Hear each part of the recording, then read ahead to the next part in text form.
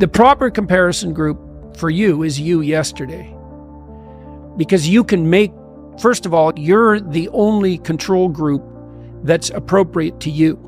Because you have a certain set of talents and possibilities and limitations and tragedies that are truly unique to you. And so you might be comparing yourself to someone else on some dimension, but it's not a reasonable comparison because you don't know what talents they were blessed with, and you also don't know what opportunities they had that you didn't, etc. It's just not a reasonable comparison. It's a lot better to think about who you were and then to think, well, could you be somewhat better in some dimension? And the positive thing about that is the answer is almost always yes. Now, you can orient that transformation towards some stellar target, and that's a reasonable thing to do, but that doesn't exactly mean that you should compare yourself to that target. Aiming at something and comparing yourself to it are not exactly the same thing.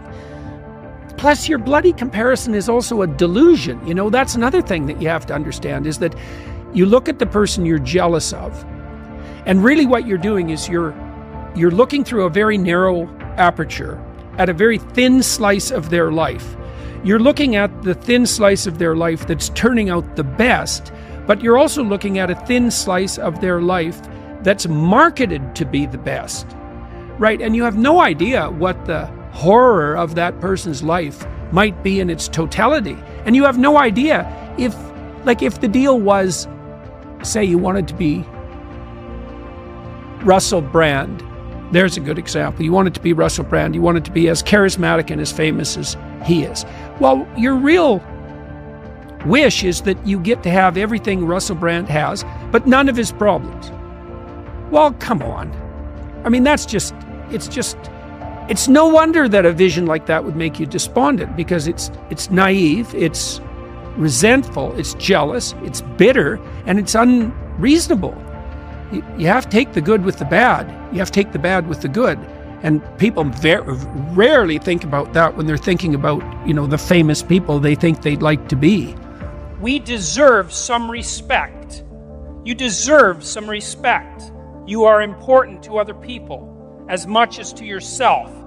You have some vital role to play in the unfolding destiny of the world. You are, therefore, morally obliged to take care of yourself. You should take care of, help, and be good to yourself the same way you would take care of, help, and be good to someone you loved and valued.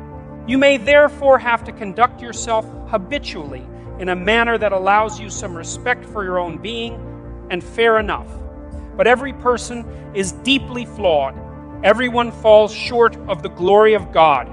If that stark fact meant, however, that we had no responsibility to care for ourselves as much as others, everyone would be brutally punished all the time. That would not be good.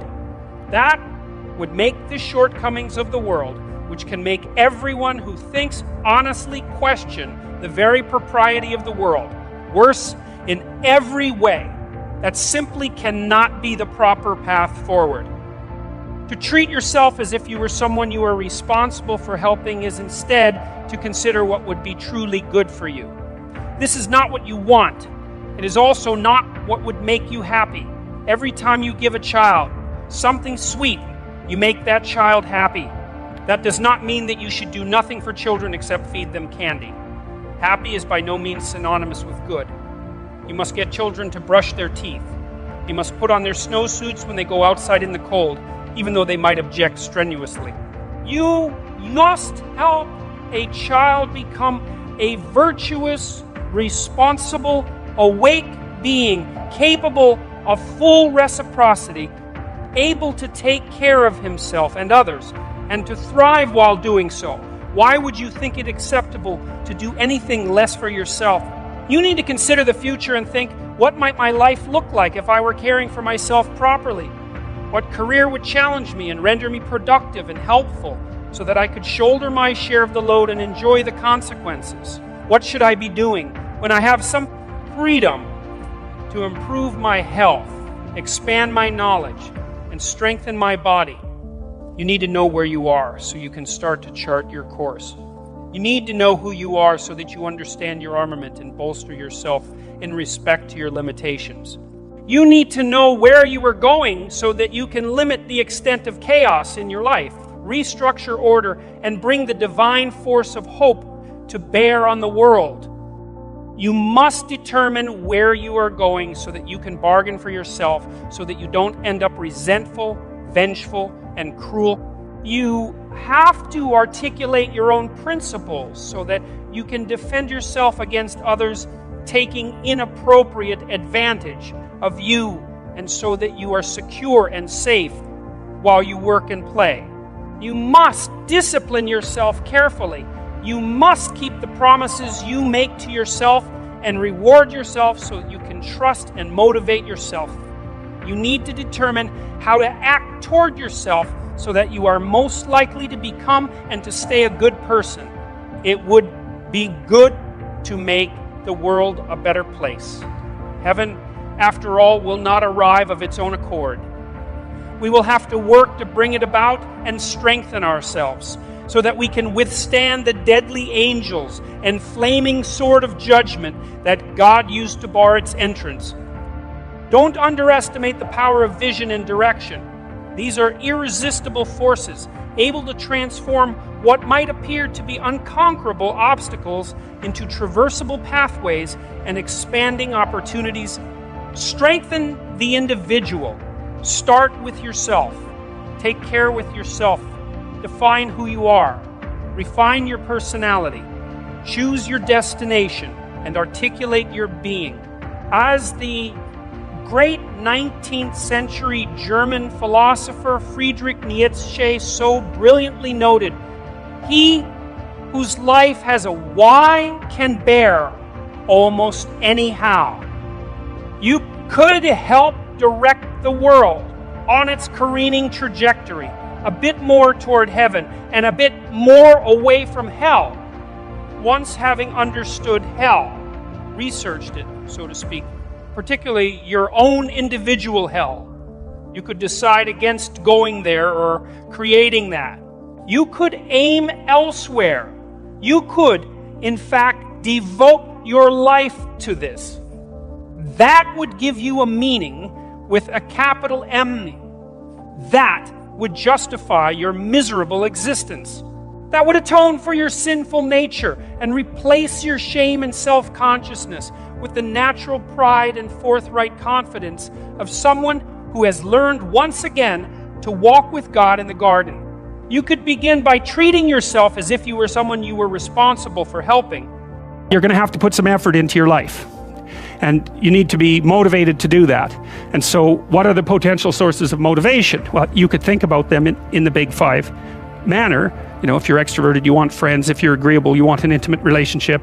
If you're disagreeable, you want to win competitions. If you're open, you want to engage in creative activity. If you're high in neuroticism, you want security. Okay, so those are all sources of potential motivation that you could draw on, that you could tailor to your own, your own personality. But then there are dimensions that you want to consider your life across. And so we ask people about, well, if you could have your life the way you wanted it in 3 to 5 years, if you were taking care of yourself properly, what would you want from your friendships? What would you want from your intimate relationship? How would you like to structure your family? What do you want for your career? Well, how are you going to use your time outside of your job? And how are you going to regulate your mental and physical health, and maybe also your drug and alcohol use? Because that's a good place to auger down, because alcoholism, for example, wipes out, 5 to 10% of people. So you want to keep that under control. And then so maybe you develop a vision of what you would like your life to be, and that associates the goal. Well, once the goal is established, and then you break down the goal into micro processes that you can implement. The micro processes become rewarding in proportion, in relation to their causal association with the goal, and that tangles in your incentive reward system. We talked about the dopaminergic incentive reward system, and that's the thing that keeps you moving forward. And the way it works is that it works better if it produces positive emotion when it can see you moving towards a valued goal. Okay, well, what's the implication of that? Better have a valued goal, because otherwise you can't get any positive motivation working out. And so the more valuable the goal, in principle, the more the micro processes associated with that goal start to take on a positive charge. And so what that means is, well, you get up in the morning and you're excited about the day, you're ready to go. And so as far as I can tell, what you do is you specify your long-term ideal. Maybe you also specify a place you want to stay the hell away from, so that you're terrified to fail as well as excited about succeeding, because that's also useful. You specify your goal. You do that in some sense as a unique individual. You want to specify goals that make you say, oh, if that could happen as a consequence of my efforts, it would clearly be worthwhile. Because the question always is, why do something? Because doing nothing is easy. You just sit there and you don't do anything. That's real easy. The question is, why would you ever do anything? And the answer to that has to be because you've determined by some means that it's worthwhile. And then the next question might be, well, where should you look for worthwhile things? And one would be, well, you could consult your own temperament. And the other would be, well, you kind of look at what it is that people accrue that's valuable across the lifespan. So you do a structural analysis of the subcomponents of human existence, and I already did that. You need a family, you need friends. Like, you don't need to have all these things, but you better have most of them.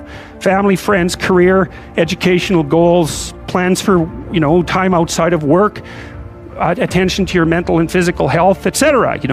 That's what life is about. And if you don't have any of those things, well, then all you've got left is misery and suffering. So that's a bad deal for you. In my own periods of darkness, in the underworld of the soul, I find myself frequently overcome and amazed by the ability of people to befriend each other, to love their intimate partners and parents and children, and to do what they must do to keep the machinery of the world running. I knew a man injured and disabled by a car accident who was employed by a local utility. For years after the crash, he worked side by side with another man who for his part suffered with a degenerative neurological disease. They cooperated while repairing the lines, each making up for the other's inadequacy. This sort of everyday heroism is the rule, I believe, rather than the exception. Most individuals are dealing with one or more serious health problems while going productively and uncomplainingly about their business. If anyone is fortunate enough to be in a rare period of grace and health personally, then he or she typically has at least one close family member in crisis.